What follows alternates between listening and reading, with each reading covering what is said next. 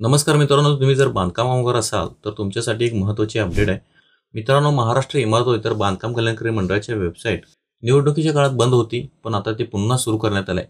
पण या वेबसाईटवरती तुम्ही कोणतेही कामे करू शकणार नाही, जसे की बांधकाम कामगारांची नोंदणी असेल, ऑनलाईन क्लेम करायचं असेल, ऑनलाईन रिन्युअल करायचं असेल किंवा बांधकामावरची माहिती अपडेट करणे असेल, ही सर्व महत्त्वाची कामे आता या वेबसाईटवरती होणार नाहीत. तर या सर्व कामासाठी तुम्हाला तुमच्या जवळच्या तालुका सुविधा केंद्रात जाऊन बांधकामावरची ऑनलाईन नोंदणी असेल, ऑनलाईन रिन्युअल असेल, क्लेम करायचं असेल किंवा माहिती अपडेट करायची असेल तर तुम्हाला या ठिकाणी जाऊनच करावे लागणार आहे. या संदर्भात एक नोटिफिकेशन तुम्ही या वेबसाईटवरती पाहू शकता. या ठिकाणी नव्याने नोंदणी नूतनीकरण अर्ज संगणक प्रणालीवर सादर करण्याकरिता संबंधित बांधकाम कामगारांनी आपल्या मूळ कागदपत्रासह नजीकच्या तालुका सुविधा केंद्रात उपस्थित राहावे. तर आता बऱ्याच जणांना बांधकाम कामगारांच्यासाठी सुरू करण्यात आलेल्या तालुका सुविधा केंद्राची माहिती नाही. तालुका सेवा सुविधा केंद्र कुठे कुठे सुरू झाले आहेत, त्यांचा पत्ता काय आहे हे सुद्धा माहिती नाही. तर मित्रांनो, तुम्हाला जर बांधकाम कामगारांच्यासाठी सुरू करण्यात आलेल्या तालुका सुविधा केंद्राचा पत्ता पाहिजे असेल, कोणत्या जिल्ह्यात कोठे कोठे तालुका सुविधा केंद्र सुरू करण्यात आले हे माहिती करून घेण्यासाठी तुम्हाला महाराष्ट्र इमारत व इतर बांधकाम कल्याणकारी मंडळाच्या वेबसाईटवरती यायचं आहे.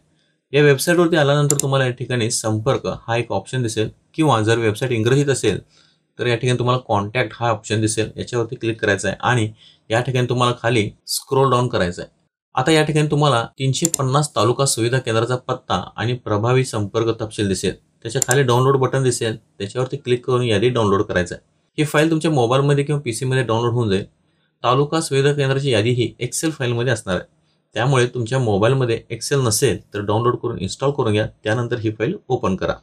आता ही फाईल ओपन झाल्यानंतर या ठिकाणी तुम्ही पाहू शकता, आपल्याला बांधकाम कामगारांच्यासाठी सुरू करण्यात आलेल्या तालुका सुविधा केंद्राची यादी पाहायला मिळते.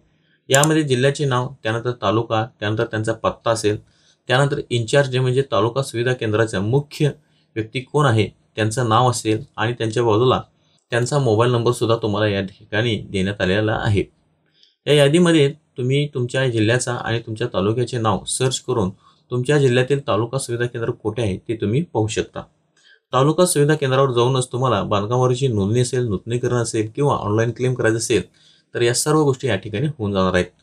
तर मित्रांनो, या व्हिडिओमध्ये आपण बांधकाम कामगार तालुका सुविधा केंद्र कसं शोधायचं, त्याचा पत्ता कसा माहीत करून घ्यायचा याविषयीची माहिती घेतली आहे. मित्रांनो, तुम्हाला जर हा व्हिडिओ आवडला असेल तर लाईक करा, शेअर करा आणि चॅनलला सबस्क्राईब करायला विसरू नका.